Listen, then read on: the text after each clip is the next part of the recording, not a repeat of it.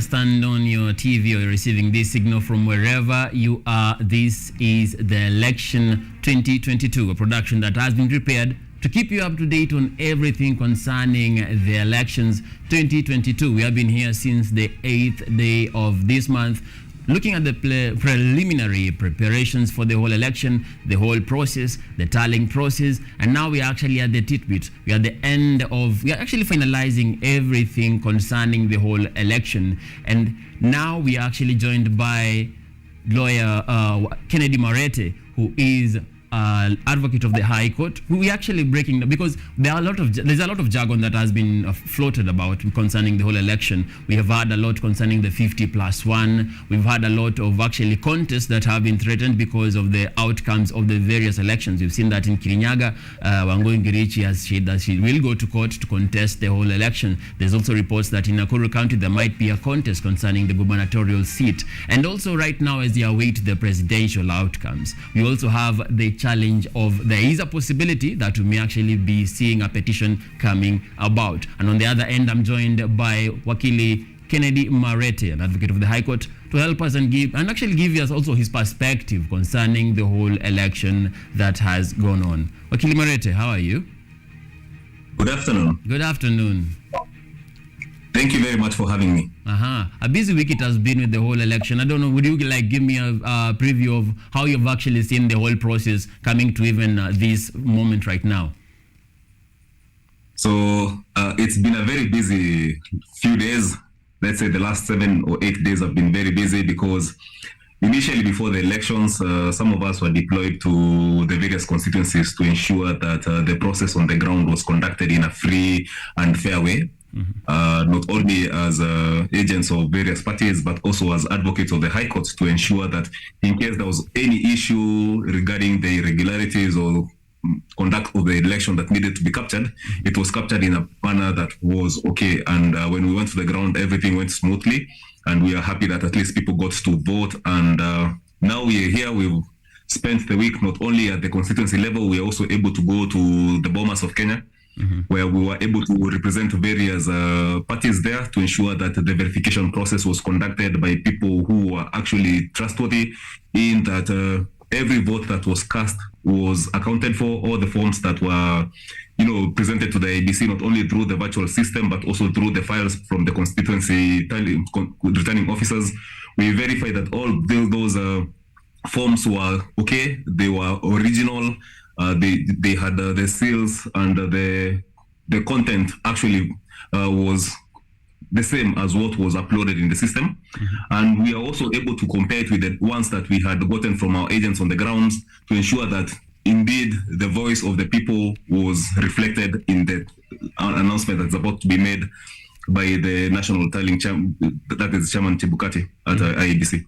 And now, in a moment, actually, we are about to actually receive reports concerning the whole outcome, even the whole presidential shindig. But there have been a lot of issues concerning the whole process. Also, in some areas, we can't go by without saying Narok County, which now the gubernatorial results will be announced at the Bomas of Kenya by the IBC boss, Wafula Chebukati. Something that was supposed to actually be announced at the county returning officer's office, where in the tallying center in Narok County at the Masai Mara University. Now, contests such as this, do you think like they ruin the credibility of the whole process of the August 2022 general elections?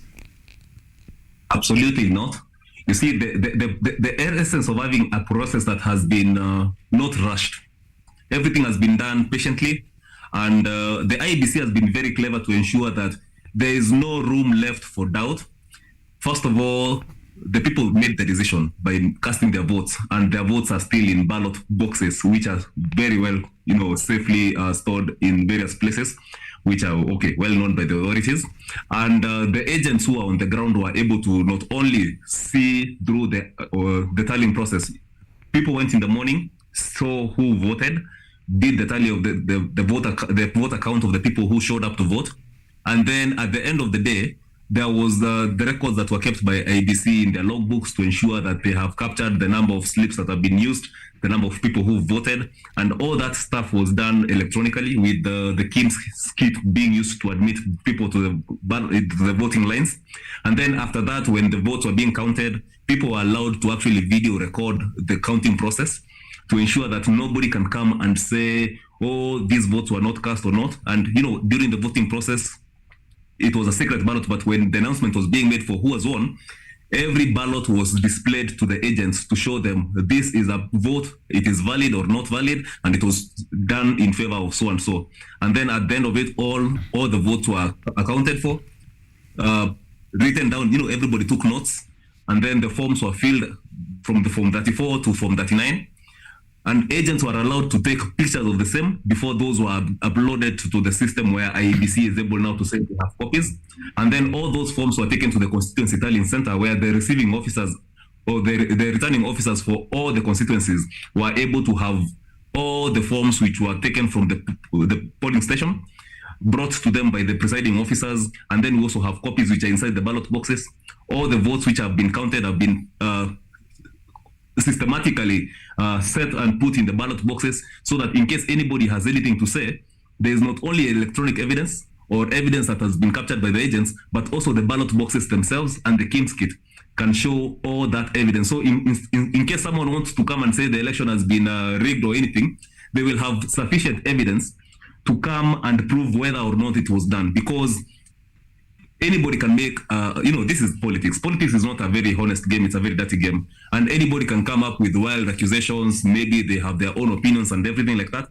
But in the long run, it is the voice of the people through the ballots, the votes that were cast, and all the records thereof that have come to, with various redundancies to ensure that nobody, sabotages the whole process. Those are the things that will have been used to make the decision of who has won and who has not won. Mm-hmm. Of course, where there was maybe like complaints on the ground, IEBC took time to let people, verify what was being said, look at what your agents are saying, look at the things that are being displayed on the locked, the sealed ballot boxes, because the ballot boxes are sealed. And then look at the forms that have been filled, look at the signatures of your agents who signed that they have witnessed the election. And if you don't find, that as sufficient evidence to show who has won and who has not, then you can go to court and get court orders to have the ballot boxes opened. And if they want to retaliate, they can retaliate. And if the court decides that the voting process was not legitimate, they can always maybe make an order for the process to be repeated for the various stations. A very keen observation by you there, Wakili. And also, I think you have been able to note that this time around, you're seeing the IBC is moving in a meticulous way, a very careful and calculated way. So much, though, it seems that the IBC is actually moving in a very more so intimidated way. Now, I'm looking at it as in, is the IBC in a way trying to be and make up for the failings of the 2017 general elections in ensuring that in these general elections, contests will actually be won because they have been able to execute everything the way it is supposed to be done by law, by the letter? You see, human is to error. And in 2017, some really serious lessons were learned from the process when the elections were repeated because of what was said to be issues on the way the IBC conducted themselves. And the IBC did not sleep on their job. After that, they went and learned from the mistakes. They learned from the lessons from those election petitions. And they were able to put measures in place that were able to enable them beef up the process in a way that made it very difficult for anyone to get away with anything that was not perfect. Of course, nothing is perfect. And I always say, like, in school, very few of us were able to get things like 100% in mathematics. I am sure I'm not one of those who got 100% in mathematics in the final exams. And you would expect a few clerical or arithmetic or typographical errors in the process, where you're talking about 46,226 people being involved in the capturing of the process, the forms at the ground. Those the IBC knew that was a possibility. And that's why this time, when all those documents were forwarded, especially for the presidential elections, they were forwarded to the bombers. And we were given opportunities as representatives of the various parties to sit on a round table. All representatives from all the parties involved were sat on a round table with IT experts and the IEBC officials, and also the returning officers from all counties, so all constituencies, so that we could examine each and every form one by one until we've examined all 46,226 of them, to ensure that in case there were any issues in terms of errors, of typographical errors, or maybe the count doesn't tally, etc., all those minor issues, they were resolved. And the election was done on Tuesday, the 9th. and the Form 34As were the ones that determined who the president was. All the processes that we've been doing for the last 6 or 7 days were to ensure that the information that is going to be presented by Mr. Chebukati today is the correct information, and that the voice of the people has been captured in the result that has been announced or shall be announced for the president. Indeed, Wakili, a very detailed explanation of everything, and we are taking a short break right here on the election 2022. We'll be back with Wakili on more concerning the whole election exercise that seemingly is coming to an end today. Stay tuned.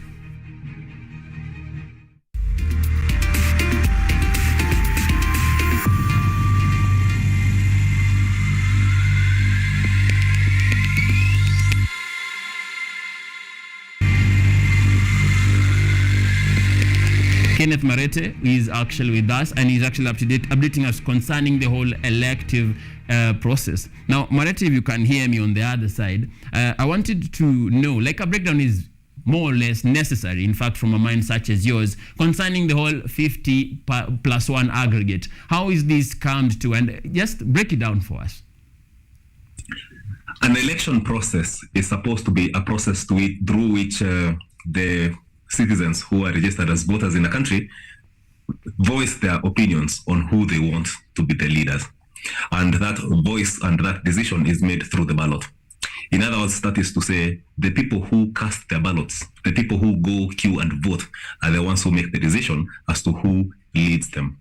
Now, that goes to say that, let's say in Kenya, we have probably like 22 million registered voters, but out of those, only 65% or somewhere around 14 point something million voters were able to show up and cast their votes. And out of those votes, it is only the valid votes that make that decision.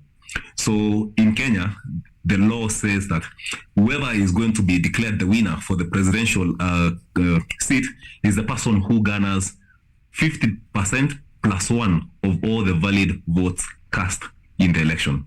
And we are expecting to hear the decision as to who has been able to be chosen by the people who voted within the next few minutes from Mr. Wafula Chebukati. Indeed, a proper breakdown, and also something that we had touched on earlier concerning the whole meticulous process of everything that has played out. Now, looking at everything and the way the IEBC has organized its house, do you think we'll actually be finding more concessions? Will we see people accepting the outcome, or will it be going into challenges? In your perception, do you see us like moving to the Supreme Court in one way or another, or will we find the aspirants saying, I accept, and we move on?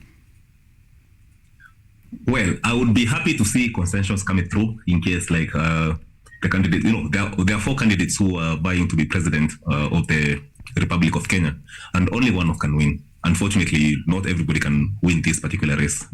Only one can win, and for that win to be within the first round of the election, it has to be 50% plus 1 of all valid votes cast. If any candidate amongst the 4 who are vied, in which case we're only seeing that 2 are able to qualify to go to that extent of saying they have achieved the other, we have other qualifications which are put in place. Like you have to get 25% of the votes cast in at least 18 of the regions. And we have several of them have been able to do that. So we are hoping that the people who have considered, we saw Mheshimiwa More yesterday considered, and that's a good thing. Unfortunately, we cannot confirm whether the rest will concede, and there is no law forcing them to concede. But there is a law that says whoever wins has won, whether the concession is there or not. And the law also says whoever is not happy or pleased with the outcome of the election is free to go to court and file an election petition to give reasons as to why the court should consider listening to their reasons as to why they are not pleased with the outcome of the said elections. That said, we hope that we'll have a peaceful process where those who have lost will concede, and anyone who's not satisfied will not incite anybody to react on the streets or anything like that, but will do the right thing of going to the Supreme Court to file an election petition within the stipulated period to enable them raise any issues, genuine or otherwise, as to why the court should nullify the election, if at all. Indeed, and reducing the tempo from the moment that we're actually anxiously waiting for when Chebukati will actually stand there, give us a history 1, 2, then give us who will actually have taken to become the president-elect of the Republic of Kenya. I'm going to switch gears to matters concerning the youth. A group, or rather a margin, that I'm sure you're very passionate about. Now, looking at the elections that just the voting exercise, the one that was held on the August 9th, the turnout concerning the youth was quite something that was disheartening if it was laid in comparison to the campaign season. We were actually able to see that on the queues, the number of young voters was something that was disheartening, concerning the fact that the tagline has always been there, the leaders of tomorrow. Will we ever see a tomorrow come? And maybe your perception concerning the whole turnout of youth voters in these elections? Unfortunately, having seen the activities on the ground, it is unfortunate that we have started growing a culture where we do a lot of things through social media and online, but on the ground, we are not as active or as proactive as you should be. The number of young people who voted on Tuesday was very low. The turnout was very low. And most of the ones who were participating either because they had allegiances with the various people they were actually electing, especially local area politicians and stuff like that, or people who were maybe agents or people who are working with the various candidates towards trying to secure a win. And most of the rest were technically not involved. And it felt really bad to see a turnout of about 60%, 65%, and in some places even as low as 40% or even lower. And it was very discouraging. If you look at a place like Mount Kenya, where technically you would assume that the interest of the electorate was at the highest, the percentages of the turnouts are really, really, really low compared to what you would see in places like the Lake region or South Rift, where we are seeing 90-something% turnout. It's like people do not want to vote when their candidates are not the ones who are on top, and that's not how it's supposed to be. We are supposed to be a Kenya that is invested in our leaders, a Kenya that is invested in trying to control or have a say in who is in charge or at the helm of the nation. And when we see the youth not being interested in that, it becomes a question of, when we talk about the leaders of tomorrow, if we're not participating in choosing the leaders of today, who will choose us in future when we decide to vie and be the leaders of tomorrow? Or will we have to wait for another generation of people to come who will now be the leaders of tomorrow, because the interest seems to be very low amongst the youth in the country at the moment? Okay, and Wakili, there has been a lot of determination by various analysts who are able to actually be hosted within the Election 22 show right here on KUTV, where they actually put out like there is a show of frustration among the youth concerning the whole elective exercise, the whole power-changing exercise within the country. The youth are seemingly airing a certain message that they really are not concerned concerning the whole process of power changing that is legislated in our country, in our constitution. We have to go through an elective exercise to be able to attain leaders. But for some reason, the youth seem to be frustrated with the whole exercise. Do you, in your perception, actually look at this also as something that has been pushed about by the fact that even previous regimes have not been able to address the issues affecting the young people? So it comes to a point when it is actually electing, they see no need, because whoever is in power, my own problems, the issues that I have as a young person, are not really being addressed. Now, I think in this time, I would want to speak as some sort of a defender of the youth, because you see, we are living at a very tough economic times in Kenya. Resources are scarce, money is not everywhere, and a lot of people would not prioritize spending their own money to travel to their various polling stations to cast and queue maybe for long hours to cast a vote at their own expense. Nobody gets paid to go vote, and if you cannot afford to spare that time or that money to travel and go where you're supposed to be voting, I wouldn't blame you. Sometimes even not casting your vote is technically a vote in itself, like saying you've chosen none of the candidates who've been fielded or who've expressed their interest to be elected into the leadership positions. So as much as it's not something that should be encouraged, it sends a very strong message that either one, the people were not in a position to afford to spare that time or the expense that it took to go cast that vote, or maybe they were not happy with the candidates who are there. And the thing is, unfortunately, that's how democracy works. Democracy means the people who are interested in leadership are the only ones who will be put in that position where you are able to choose between them. I cannot say I am interested in leadership by word of mouth, but I do not take the relevant measures for me to be able to put my name on the ballot. There are, of course, qualifications that someone has to meet before their name is put on the ballot. And there are leaders who didn't meet those qualifications, and that's why they were not even on the ballot in the first place.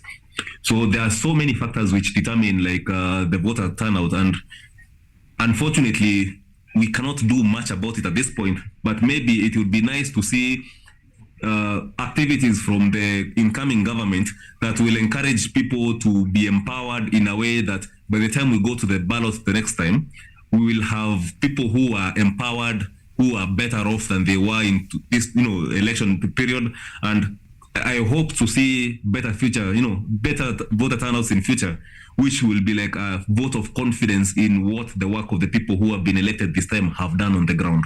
Because in the long run, it is the capacity that we put to the people that enables them to go vote and vice versa. And Wakili, looking at the fact that you pointed out about the fact that you're not really paid to vote, but you may have to actually move from one place to another to be able to cast your vote. And I'm looking at it as in, let's say in forthcoming general elections, we're able to, because currently we have digitized the whole system a lot. Now, what would actually be the impacts of making it go a further step so that you could actually be able to vote on a digital platform? What do you think about it? Let me share this thing with you so that you can be able to maybe give me your sentiments concerning it. What if you are able to actually vote from the comforts of wherever you are? You don't have to queue, you don't have to do anything much concerning going right there to the station. Do you think it would change the turnout of the whole elective process? Oh yeah, that would probably have like 90% turnout, but it will never work anytime soon in Kenya, because the problem in Kenya is not the lack of digital resources, it's the lack of trust. Like the reason why nobody will accept results from people who have voted through their mobile phones or through other electronic devices is because they cannot trust that that process will not be manipulated. They want to see a physical ballot paper that has been cast by a person correctly. They want to see redundant, various levels of evidence to prove that those votes that we are being told have been cast have actually been cast, and the tallies are actually not manipulated by anybody. It would be perfect to have an online system or some sort of a digital system where we are able to vote from the comfort of wherever we are. But I cannot see that happening anytime soon in Kenya because we do not trust each other. It is that simple. The reason why we have a combination of a digital and manual system working for us right now, and we still have to spend 5 or 6 days working 24 hours on tables in the light of cameras and people shouting all over, trying to disrupt the process, is because we don't trust each other. And it's as simple as that. And until a day where Kenyans can actually trust each other, we will not go fully digital. That is the truth on the ground. An issue of culture. I'm seeing the perception of justice must not only be done, must be seen to be done, being affected in this whole elective exercise. That is true. And it's good that it's seen. Then that way, at least, in case anybody feels uncontented by or discontented by the results, there is something they can go back to and verify. We have seen cases where candidates are saying the election must be repeated because they went to the voting queues or the polling stations with their wives and their children and their agents and etc. But they only ended up getting one vote because they only voted for themselves. Everybody else did not vote for them. So you see, a person like that one would never believe that the election is valid, because even when you walk with the people you believe will vote for you and they choose to vote for somebody else, you find the results are not as acceptable as you would expect. So if you do not trust the actual physical ballot, imagine a digital one. How far would people go to try and discredit that election? Indeed, we have a journey to cover there, Wakili. And in your final sentiments, because we are about to actually come to the close of this conversation tonight, because actually the IBC, the timeline was at 3 p.m. according to communication from the Commission. of announcing who has taken over to be the president-elect of the Republic of Kenya. But currently we're heading to 4 p.m. and the press is yet to come through. Maybe in your final sentiments, you can be able to like even tell Kenyans what's on your mind concerning the whole elective exercise and your sentiments. I think the thing that I can say was a bit of a concern to me in this particular election exercise is how, there was an element of trying to use social media, bloggers, and some media houses to try and maybe it's not campaign per se, but create an impression of what the results of the votes or the election process that has already been done were like. If we were able to, in future, to leave this decision to be, or this announcement to be purely done by the chairman of IEBC and the national tallying officer, or the national returning officer, Mr. Wafula Chebukati, it would be better. Because now, I'll tell you, we are a few minutes to the announcement and everybody thinks their candidate has won, apart from the Roots Party and the Agano Party candidates. Everybody else thinks their candidate has won. And finding the Kenyans in a situation where, even despite the fact that various international media houses are trying to create an impression of who has won by posting results that have already been displayed at IEBC as the verified votes, some people still want to believe that various candidates have won when Wafula Chebukati has not made that announcement.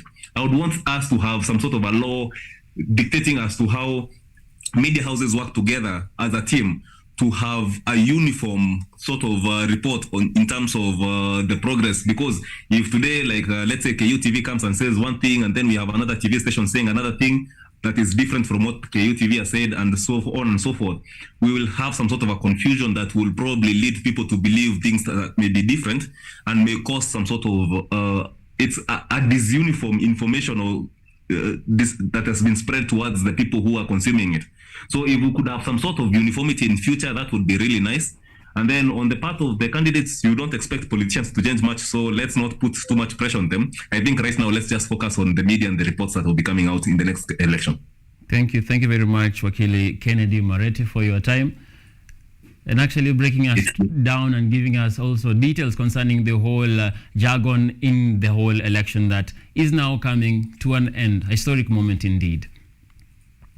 It's been a pleasure. Thank you very much for having me. Thank you very much. That was Kennedy Mareti, an advocate of the High Court, who has given us time to actually break down the whole situation concerning the whole elective process.